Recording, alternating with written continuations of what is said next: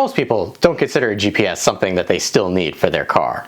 But not you. You're here. You want to know about this GPS. And this GPS in particular has something that your smartphone can't do. And that's have an integrated dash cam. Hello, I'm Wanderer001 and this is my review of the Garmin Drive Cam 76. This is my second Garmin that has a dash cam integrated right into the GPS. The previous one I had will be linked up there in the corner. I had that GPS for 8 years. It was a solid GPS and dash cam, but I got to the point where I needed an upgrade, and this is where the Drive Cam 76 comes in. I will start the review off by saying that the Drive Cam only comes in the 7-inch model. If you want a 6-inch, like the previous dash cam GPS combo was, you're not going to be able to get that. You're only going to be able to get it in this 7-inch form factor, and it is a honking form factor for people who have smaller cars. My Subaru Forester, I was able to finagle this into the same location that I had the previous GPS, but it is substantially bigger in these dimensions. It's smaller in this dimension, which is kind of nice. But while we're talking about dimensions, you are looking at 6.97 wide with a height of 4.7 and a depth of 1.38. That's where the thinner GPS device comes in. However, the screen itself, as you can kind of see tinted here, is not a full 7-inch. You are actually looking at a 6-inch wide by 3.5. So you're not getting that full 7-inch. That's the device itself. Speaking of the device, the GPS also weighs 9.56 ounces. This is substantially lighter than its predecessor. And that's due in part to, if we come around to the bottom and the back, you'll notice that there is one big thing missing that was on its predecessor, and that was a button and a side cylinder for the dash cam camera. Notice that is now centered on the GPS. I am not a super fan of this, especially depending on how you have this mounted in your car. It might make that difficult to get to. But while we're back here, why don't we spin this around and take a look at what we have. Over here in the upper right-hand corner or left-hand corner, depending if this is mounted,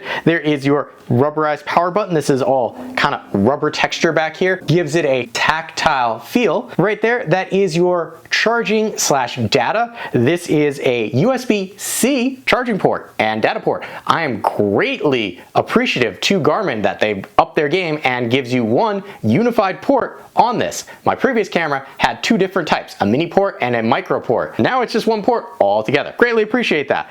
On the bottom here, you have two slots for micro SD cards. One is going to be for your dash cam. That will be located on the right and has a little image of a camera. And then on the left, that will be micro SD storage for the device itself. Now, this device does come with lifetime maps for the usable life of the GPS and camera. I will say again, my previous GPS was still getting updates even 7 to 8 years later. So you might eventually need an SD card. I have them lying around, so I just jump right in and put one in there. The internal storage is a solid state drive, so that's gonna be something like your flash drive or your smartphone, and has a 16 gigabyte internal drive. That's going to get you enough updates with your maps for quite some time.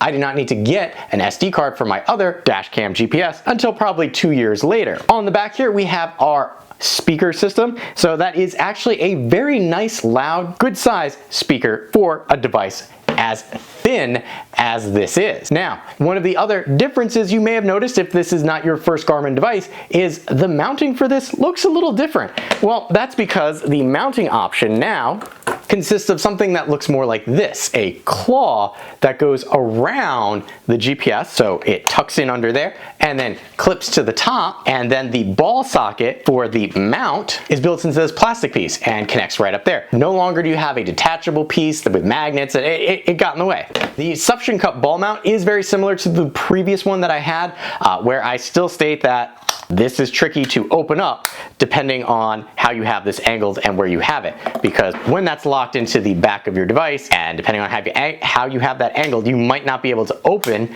this suction cup and remove it or move it on your windshield easily. So food for thought. The other thing that you get with the Garmin 76 here, well, guess what? Ooh, detachable now. So you have a power cable, which is USB to USB-C, the HD antenna for traffic, and then a replaceable or upgradable, if necessary, DC port adapter. I greatly appreciate this. The one problem that I have had with this is when trying to connect the GPS to my computer, this was the only cable that would work. And I have some pretty good cableage for other devices, and it just wouldn't accept it. Small gripe and data point. If we want to remove the backing, we simply come up to the top, press down, and it pops right off. Notice you have to finagle downward. There is an internal battery for this GPS, and Garmin says you'll get about 30 minutes of use when not plugged in. But if you're going to be using it for the dash cam and the GPS, let's be realistic, you are going to keep this plugged in at all times. You're going to need to. This is a very power hungry device because not only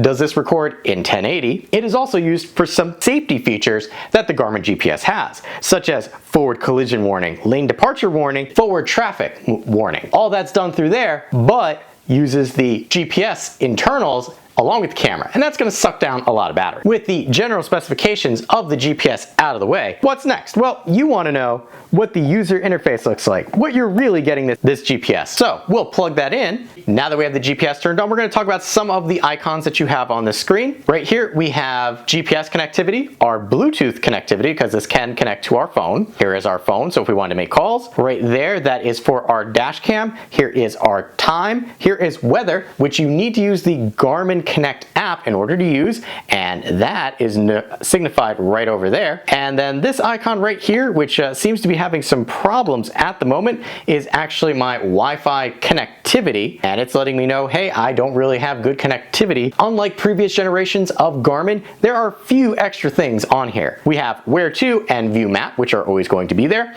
but right up front, I really appreciate dash cam, saved, history, weather, which will only be useful if you have it connected to your cell phone and Garmin Drive, route planner, and gallery. We have a stop route button over here. If I select this, this is going to show me a whole bunch of other things that we can do. And I probably will break that out to a separate video because that would be a lot to cover just here. We've got volume control, and I have settings. And this is, again, something I will show you other places. However, while we're here, I will show you update because the Wi-Fi did connect. So what it's going to do now is check for updates. That's going to be for your map and your software. So gone are the days where you have to actually connect this to your computer to update the maps. Now, I like that, but I also dislike some of the functionality that they took away because of that. Because when you turn the GPS off, and you can have that automatically turn off when you come home, what will happen is it will, one, check and see if there's any updates, whether that's maps or software, and generally you'll be okay with the 30-minute lifespan that this has. But if you have any dash cam footage that you want to upload, well, that's going to do that also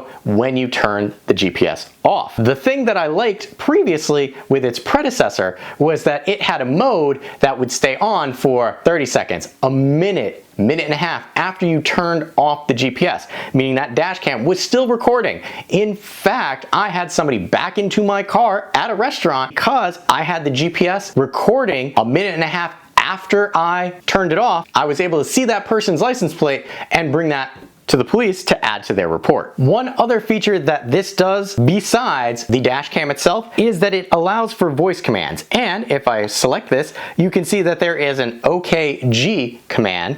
They have unified that so that it no longer requires special wording. They've kind of unified a lot of things so that you can now go through this, and there's a bunch of OKG commands that you can use to trigger this. The voice commands are still a little spotty, and there are some places that I feel, again, that they downgraded its ability, such as, hey Garmin, lower brightness. It will only lower or raise volume, brightness, things like that in 10% increments. Previously, you could tell it, do it to this level, and it would do that. This does not do that anymore, and I don't know why. I mean, I guess I do. They are simplifying things, but it's something that I wish it still had. But more importantly, with something like this, because you are getting it for the dash cam, let's take an in-depth look what the functionality for the dash cam is like. To access your dash cam, you have several options. One, right here, pressing dash cam, or you could select dash cam right up there. That brings you to the recordings page. This is really trimmed down from the previous model that I had because there's not a lot you can do. You can select save, which if I do that will save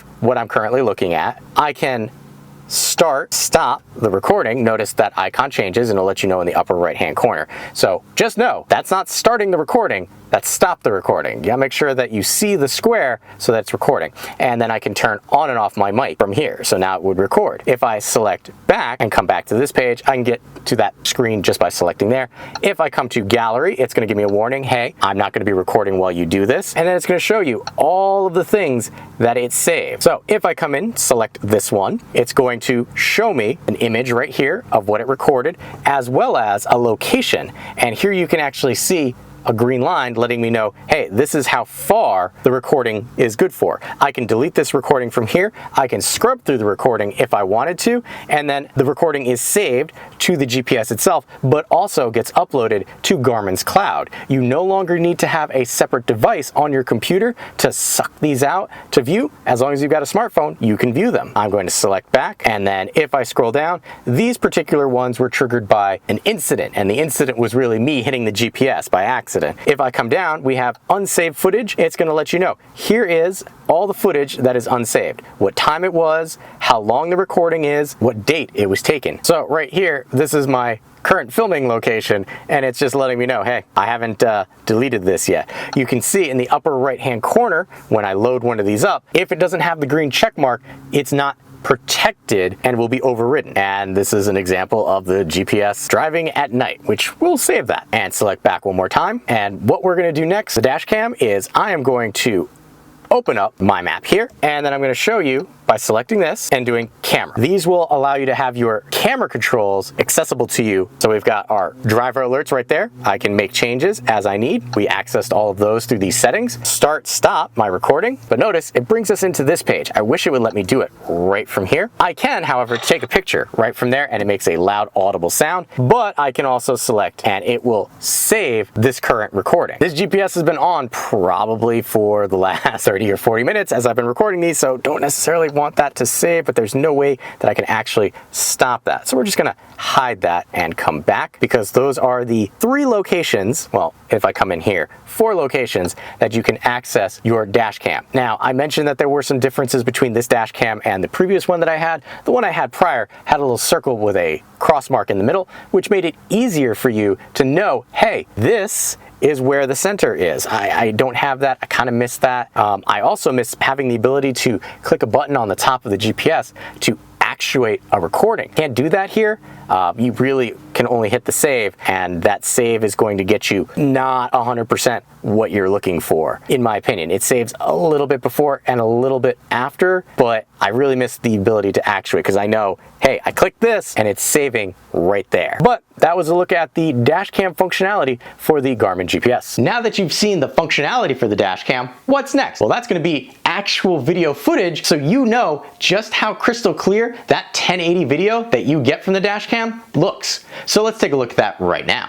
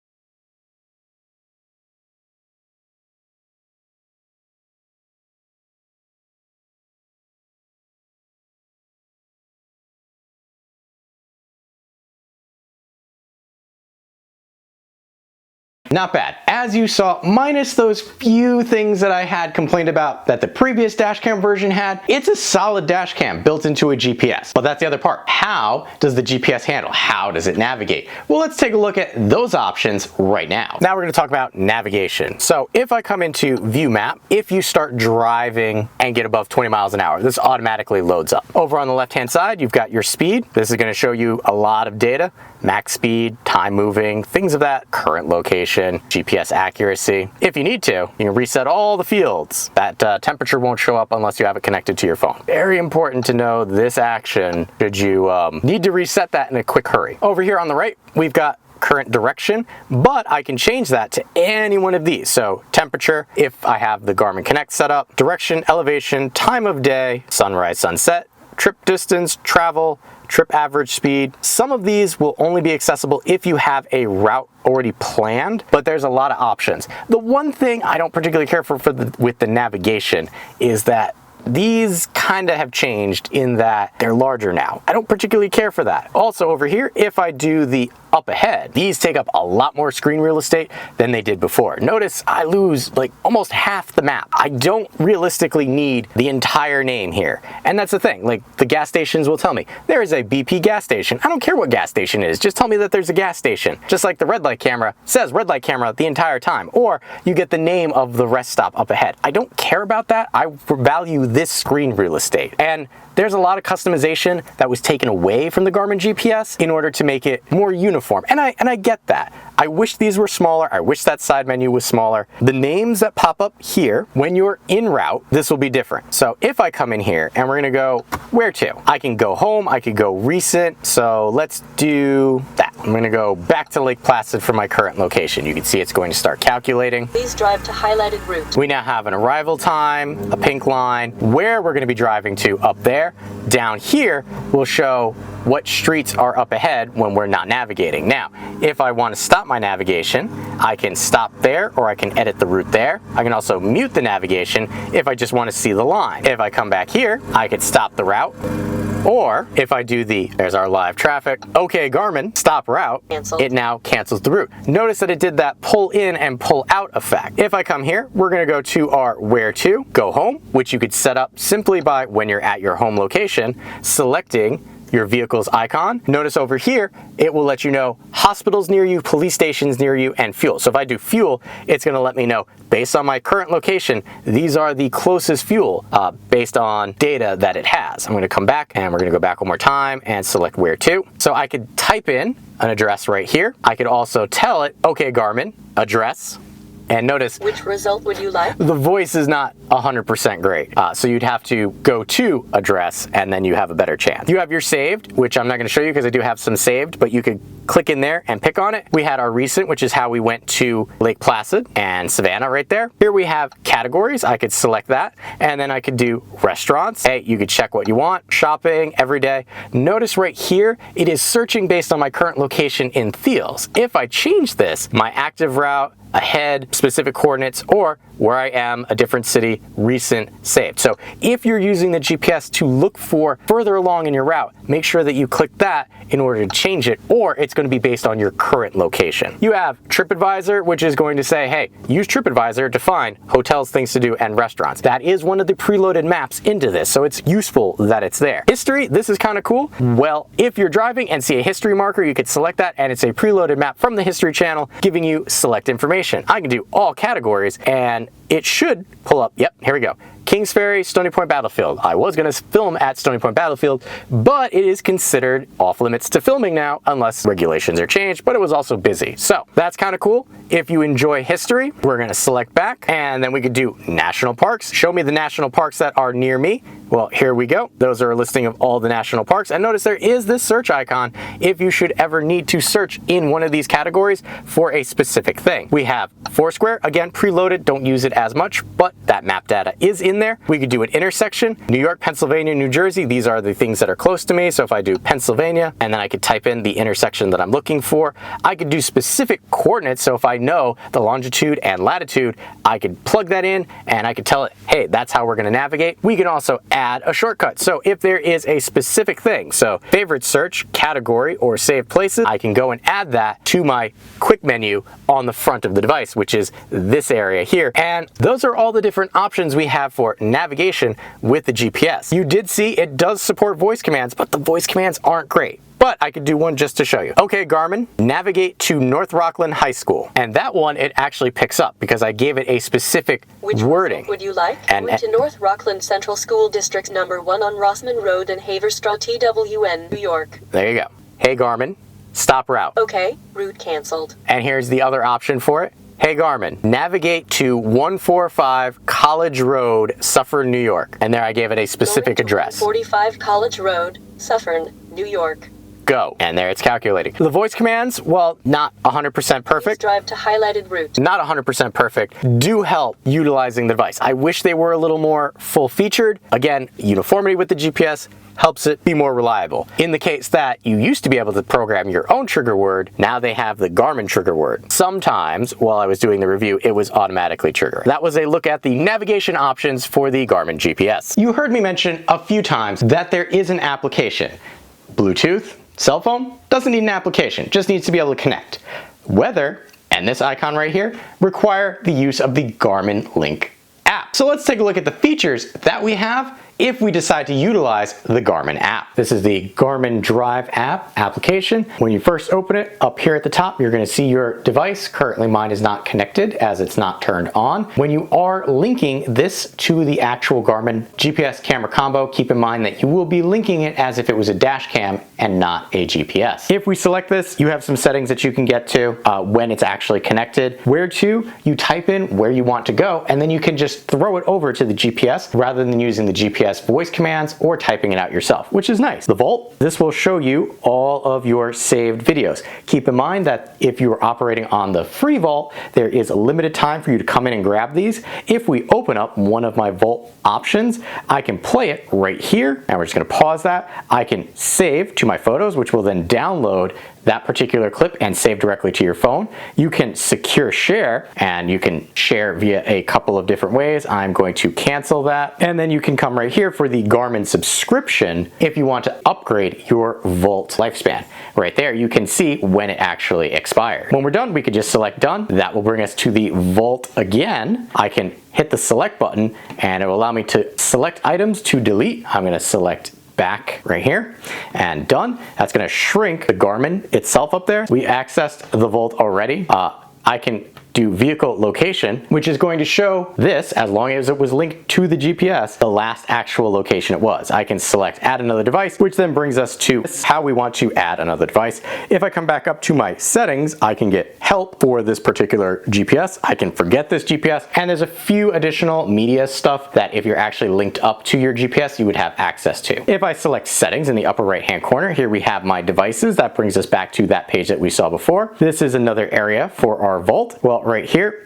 these are my Volt settings. This camera, export clips, and allow mobile data. This means that it will push or allow you to access the Volt if you're on mobile data. I don't particularly want that. You have Foursquare, selecting that, you'd have to log in. I don't, because I don't like Foursquare, but you might. Send notification, smart notifications. I don't have any notifications set up, but if we wanted to have smart notifications set up, we have to set up notification permissions. I have to go to OK. I would then have to come into my Garmin area here and allow it to push notifications from the GPS to my phone. I don't really want that, so I left that off. So that'll bring you to support area, and then about is all the information about the app itself, and that really is everything that you can do with the Garmin Drive for this Garmin GPS. There are a lot of things that I like about this GPS, but that doesn't mean that there aren't downfalls. First being for me is the size. It is a very large size and will have difficulty fitting on smaller windshields. If it was 6 inches, which is what the previous one was, I thought that was a giant GPS. This one is even bigger,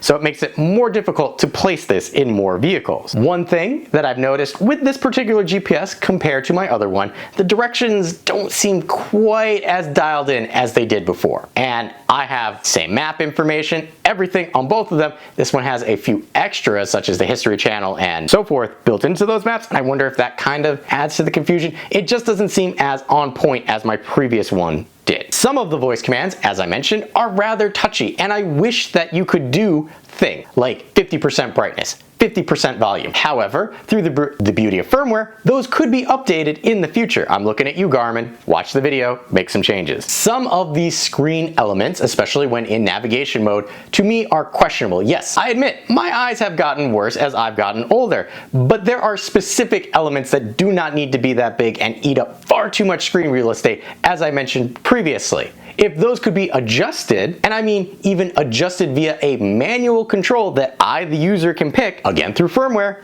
that would be great and would make this so much better. Likewise, there are some options that you have with this and in tandem with your cell phone that seem odd for a GPS that is kind of supposed to live in your car, but those are really the few small cons that I could come up with for this. Aside from pricing, you are going to pay a rather hefty premium for this because it is two devices in one. You get those lifetime map updates, and Garmin does stand behind that. You will get those map updates for the serviceable life of your GPS. I have the other one 8 years. I have one older than that, almost a decade now. It still gets navigation updates, which is great. With the negatives out of the way, what are my final thoughts? If you are somebody who understands the benefit of having a GPS with a dash cam built in, because let's be honest, sometimes you lose cell signal and a GPS will still be able to tell you where to go. I am directionally challenged and do appreciate having the option to have both. But with the Garmin Drive Cam 76, you also have the ability to enhance your vehicle. If you're using an older vehicle like I am, which is a 2015 Forester, maybe you don't have a backup camera. Purchase something else, and now the Garmin Drive Cam 76 here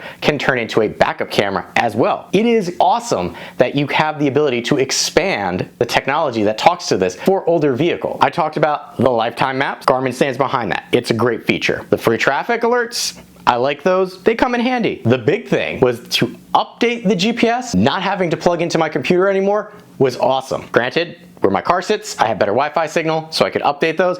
But the fact that I could do that without having to take this out of my vehicle, 100% life-changing. Also, the fact that I don't have to pull the GPS down and bring it into the house to upgrade any dash cam footage, it automatically gets sent to a vault. Yes, the free vault has a time sensitiveness to it where you kind of need to grab those right away or they will disappear, but the fact that this automatically sends that information up there, yes, I do miss being able to scrub through it on my computer, but in the day and age of smartphones, Garmin has found the best of both worlds with the GPS sending it to the Garmin Vault for you to be able to view on your smartphone. All things considered, if you have a need for a GPS and a dash cam, which everybody nowadays should really have a dash cam, if you find a need for a device that does both, even with the hefty price tag, I still strongly recommend the Garmin Drive Cam 76. Even with its larger size, Garmin is a solid GPS company and their dash cams are also very good. Put them both together, you have a great device, and I'm sure if you're looking for a device that does both, this is going to satisfy the need that you have. I strongly recommend the Garmin Drive Cam 76. With that being said, I have been Wanderer001. If you have any questions or comments, please feel free to leave them in the area below. And as always,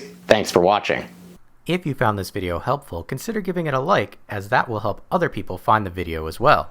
If you like what I'm doing here, you can always help fuel the next review by buying me a coffee, link in the description below. Last but not least, if you want to be notified when I upload a new video, you know what to do.